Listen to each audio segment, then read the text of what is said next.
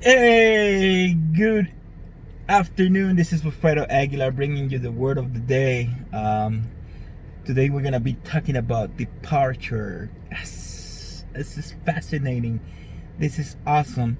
It's been a word that the Lord's been teaching me about for a while, and I've been studying right now Hebrew mostly, the Hebrew language and the English language and even Spanish, um, and a little bit of Greek. So I have the software, the computers, and everything the Lord has blessed me with to in order to do it. Um, so I've been studying this, and today I found the perfect timing. I wanted to share this one, but I wasn't able to do it. So on this video, we're gonna be talking about NASA. NASA. NASA. I went into Blue Letter Bible, and then you can listen there on the lexicon, the strong word. I believe it's also for Greek and for Hebrew. Once you're in the Old Testament, the strong will be Hebrew. I wish they can do a Hebrew strong for the New Testament. They're probably working on it right now. But if you go from the New Testament, it's gonna be a Greek strong lexicon. So in the Hebrew language, they got like what they call root words. So they have the prepositions, and then they just give you. I have an app actually. It's called Interlinear Bible, which has strongs for both Old Testament and New Testament, and you can see on the Old Testament the keyword for that root word, and then without the prepositions or anything like that, you just get the word. It's so fascinating. So today we're going to be talking about NASA, maybe I'm pronouncing it right, which is, after you study, the best way I can put it, it's a departure. Think about, I like the airport in LA. In LA, it has two lanes. One that says arrivals, and then one that says departure. I believe departures is the second floor. So one road leads to the second floor, and then that'll be your departure.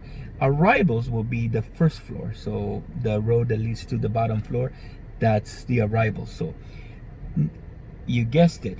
We're gonna be talking about NASA today, and Nafal tomorrow, or in the next video, which is departure, arrival. So I want you to think about these two words in Hebrew, because they're so key. They're so key. Not only what's going on in the world right now, what's going on in our lives right now. One of us is gonna depart, and I hope it's not you or me. I hope it's those spirits that don't have a right in this earth. When God created the world, He gave it to Adam, and give him authority over the world. And death wasn't part of this world. Death did not arrive with the creation of Adam. Death came later, arrived later. But now it's time for death to depart to NASA.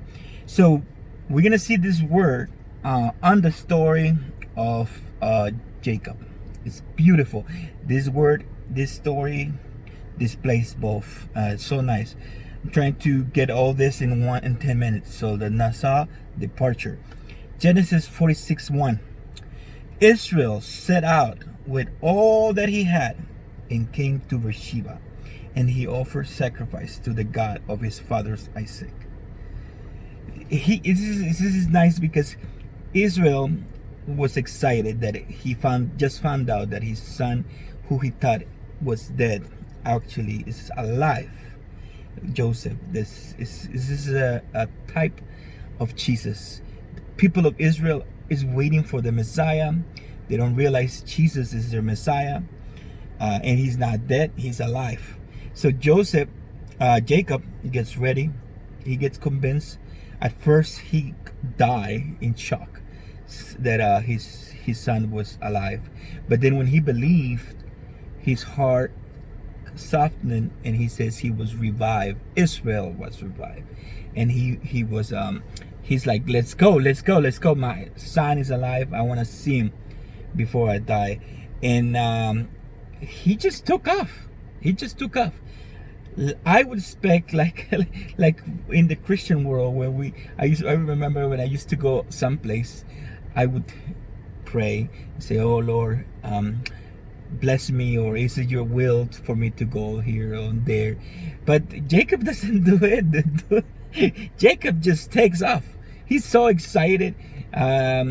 Joseph is calling him, and he departs. He departs from where he was, making a journey to Egypt. I think on the way to Beer-sheba, he sort of gets this mixed feelings, concerns, because he's leaving the land that God promised to Abraham, Isaac, and to him. He's leaving that land because of this famine that is coming up, as he's going to go into Egypt. So he's kind of scared. He's kind of apprehensive about it. So God shows up in his dream. He gives him a vision, says, hey, don't be afraid. Go with your family. You have my blessings. I will bless you. We will multiply. And then he tells him about what's going to happen to him there when he gets there. So now he has the okay, but he didn't actually look for the okay first. He just took off. But this word gets my attention because he sets out is Nasa. And when we're in a fight with the spirit world, spirit world is in charge of sickness, of health, of life and death, calamity, all those stuffs. It's part of the spirit world. When we're in a fight with the spirit world, we must understand this word Nasa, because if we don't cast out the spirits, they will stay. They will stay, and they will live among us, and it's gonna be painful. It's gonna be painful.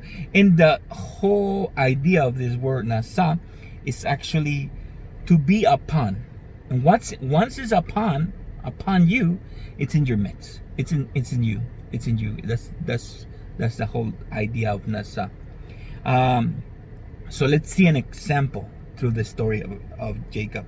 So they went up from Egypt and came to their father Jacob, brothers coming back, in the land of Canaan. They say, Joseph is still alive, and he's ruler over all the land of Egypt.